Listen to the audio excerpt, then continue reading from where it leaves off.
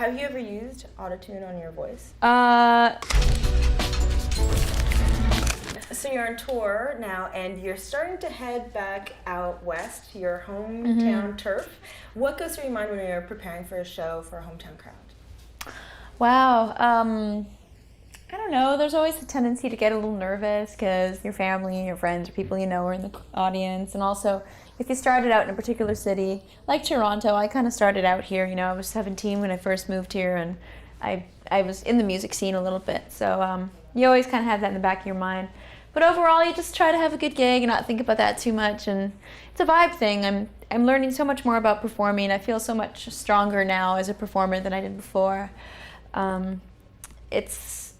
It's more enjoyable for me now. I don't know if it's being a mother or what it is, but now I just really relish my time on the stage. I really am up to the task a little bit more, and I really have fun, and I try to assess the crowd a little more and just have a good time. I take it less seriously, I think. Every time that I listen to folklore, what I always love best is the defiance in the lyrics when it comes to the pressure to conform. I always find that really, inspiring and nice. And I'm wondering how you're welcome. How do you maintain that balance as a musician? I mean, you are part of it's the music industry, right? So there is business involved. So how do you balance that? It's a huge struggle, really. It consumes a lot of my brain energy. So I don't know. I just try to remember why I'm doing it. I try to go, okay. You always have to look at the pros and the cons of anything in life, and you go, okay. There's all these downfalls to this job, but then, wow, I get to connect with a bunch of people. Like, I look in the past and I think of all my favorite artists in history, and I think they went through the same pressures and the same struggles, and they dealt with that. But obviously, there was something that kept them going and something that kept them making, music, in the business of making music. So obviously, that need to connect and that need to inspire and that need to, because maybe someone like you'd never hear my CD if I hadn't been up to the challenge of dealing with the music business, music plus business. It's a real challenge, I think, in any art form to try to balance that with business. And then you wonder, oh, well, am I a real artist? Because there's a price tag attached to what I do. Some people believe that art should be, priceless and just kind of abstract in that way. But I think it's a little bit of both. That's what I like about music. It's sort of for the common person. There's no real pedigree required to listen to a tune on the radio. It's very simple. So that's what keeps me doing it. I like the opportunity to connect with the average person driving to work in their car. It's a big thing to give up, So yeah, it's an ongoing balancing act. Mm-hmm. I guess everybody is different when it comes to how they do the balancing act. What would be the line for you, say, like, everybody draws a different line when it comes to business and how much they'll inject that into their music and stuff. Yeah. Like where do I draw the line? Yeah, because it seems like right now in the music industry, things are changing. Not necessarily worse or better, but they're changing. So, yeah. What would your line be, do you think? I don't know. I think, what I do? It's like if I can't sleep at night, then I won't do it. Or if I can't look at myself in the mirror and be happy with what I see, or if I can't picture myself liking that decision 5 years down the road, then I won't do it. Just because it's not worth it.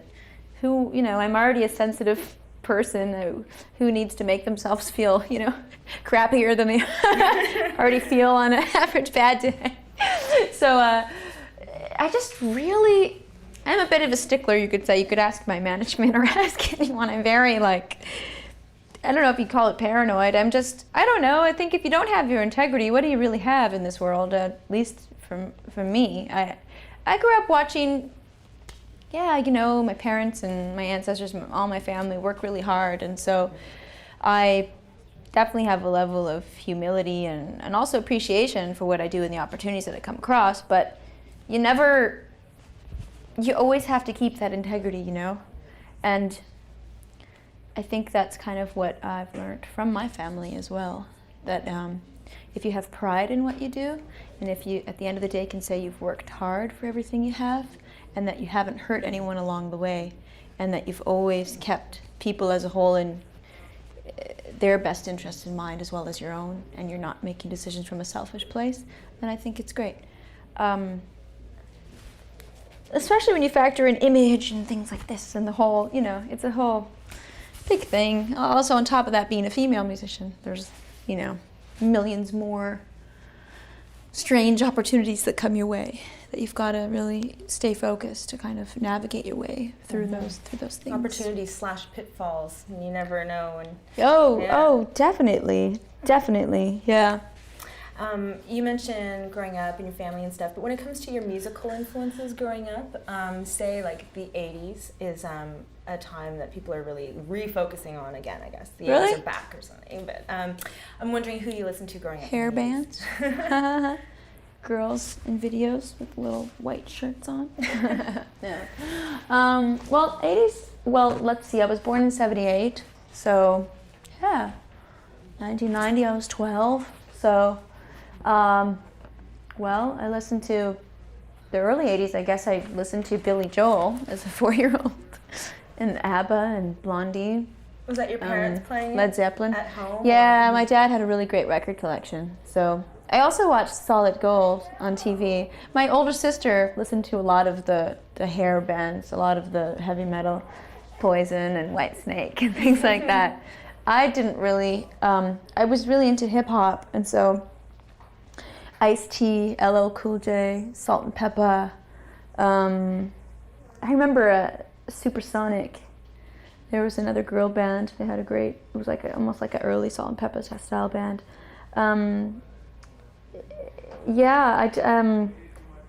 Digital Underground. I remember my brother and his friends, they had a birthday party and someone had the Digital Underground CD, Sex Packets. What are those? Very, very controversial. When you're 12. NWA, yes. Public Enemy, yes. It's like music was exciting back then because I think there was genuine sort of like people, mashing things up a little bit and turning heads and kind of in all the right ways in a way, because even to take a group like NWA, obviously, there's a lot of misogyny going on, but in addition to that, they're speaking of real things. They're speaking of their neighborhood. It's the first time there was some light shed on the issues of, the American ghetto, really, and just kind of those types of things. So it's kind of an exciting time, I think. Mm-hmm. Yeah. So hip-hop was exciting then, too. I guess that was what you're listening to in the 80s and, I guess, into the 90s. Leg warmers. That's 90s word association. 90s, yeah, we should. 90s. 90s, wow. Well, Mariah Carey, 90s, Vision of Love took me to, Boys to Men, High Five, Jackson 5, Revival, New Edition, Reunited. Loved them. Criss Cross. I listened to a lot of Mary J. Blige. TLC just came out in the 90s. Ooh, on the TLC tip. Dressed up like them several times for Halloween. With 2 other friends? Yeah. Obviously. Or 3 people. But then, as the 90s progressed, I got into my brother's rock CDs. Radiohead, Pulp, The Verve, Smashing Pumpkins, a lot of Smashing Pumpkins, Oasis, You're mentioning a lot of 90s bands, but you're not mentioning any grunge, which is interesting. Did grunge ever influence you in any way growing When grunge up? came out, it just went right over my head because I listened exclusively to hip-hop and R&B for about 4 years as a young teeny boppa. And I listened to this station from Seattle because I live in Victoria, so we're a little south, right? So we get the American radio waves. And so we had Cube FM. Anyway, all hip hop and R&B, and I loved it. I just put my little radio in the middle of my room with the antenna, and I'd stick a wire hanger onto it so I could get the signal and listen to the countdown. It was great. So one day, Seattle-based, they started playing Smells Like Teen Spirit all day, and it turned into a grunge station literally overnight. And I was pissed. I was like, what's this crap? But then after the dawn of grunge and all these things, after I started to appreciate it, and I started to appreciate Nirvana, the Unplugged sessions, everything like that. I'm a huge fan of Hole, one of my favorite bands. Yeah, great music, really inspired. Great movement, really. We haven't seen such real, authentic. What I liked about Nirvana is they're kind of feminist, you know? Like the ability to just kind of, they just go on stage with a dress and sing a rock song, and it was like nothing. And that, I think, really symbolizes a lot. I think they really believed in feminine energy and masculine energy, and not being particular to whether you're a man or a woman, you know? And just a real balance there, I thought. And the artistry was really pure. So, yeah. Pretty formative to people our age, I think, grunge. Yeah, I think so. Somewhat, yeah. Well, see, punk and stuff too, though, now kind of goes over my head sometimes too, because to me, I think, for me, hip hop is more, or at the time when hip hop was getting big, that to me is the voice of today's youth in a way. When it started, at its inception, more rebel music when it first started to me. So punk, I think, is past our era. I think punk is from before, and that was the voice of the youth before hip-hop came. So now with punk, I never really was on the punk bandwagon, so I don't really, unless someone can introduce me to a cool punk band, unless PJ Harvey's punk, because she's cool. Yeah, there's a lot of definitions of punk. I think it's funny. Some people are more punk than punk bands. But anyway. Let me ask you about, yeah, and it's pretty funny when you think about bands like the Madden Brothers, like in Good Charlotte. Anyways, okay, let's go. Moving along. I have a question from someone else who's doing a story on auto-tune, I guess, on like Pro Tools type stuff. And, yeah. You know, you have such a fantastic voice. Thanks. You're welcome again. Would you ever use, or have you ever used autotune on your voice? Yeah, I think I did once, because I don't know what happened. I don't remember exactly. But I have clipped together one lick with another lick before. Yeah, I've done that. The technology's there, so it's hard not to. We're pretty pure though in the studio. We're purists, and we do. I have several songs in my album that are one take or just like a couple takes pieced together. But I guess sometimes you're looking for a certain sound or whatever. But it's not auto tune though. It's not tuning your voice so it's in tune. Literally, it's just maybe pasting two performances together so that you have, like, say I'm like. You know, the beauty in your dishonesty. Cut. Yeah. So sometimes the performance could be better than the next one or whatever. But auto-tune per se, I don't believe I've used that. Well, you don't need it. But well, yeah, I don't need it. Yeah. But I guess sometimes maybe when you're in the 11th hour in the studio or something, and you maybe can't hit a particular note or something, then you maybe like boost it up a tiny bit, I guess. But I'd have to double check with Field. I think the whole album's processed and he just didn't tell me. We're like, yeah, you can sing. You're actually a robot. You're really good. My voice is actually really nasally, so it's kind of funny. There are a lot of like tools in the studio that have been around for years, like analog sort of compressors and things like that just make your voice sound warmer and richer, but they're the same things that Billie Holiday used, you know what I mean? But then there's all these new things that make people that really can't sing at all be able to carry a tune or whatever. But it's kind of obvious, really. You can, if you hear an album, you can hear when it's auto-tune.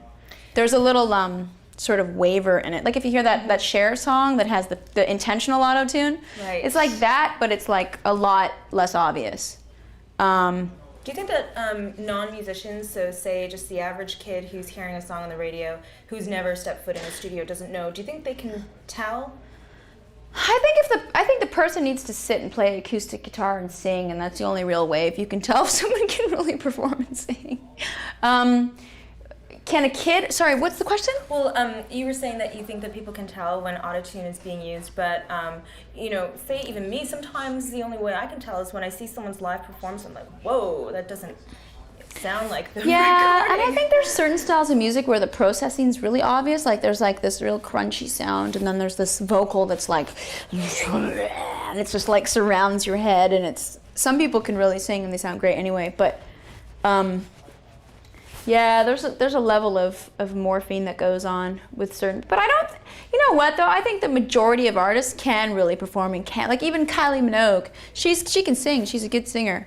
But then you've got like maybe once in a while some people come around that can't really, and we all kind of Yeah. we all We kind know of, who you're talking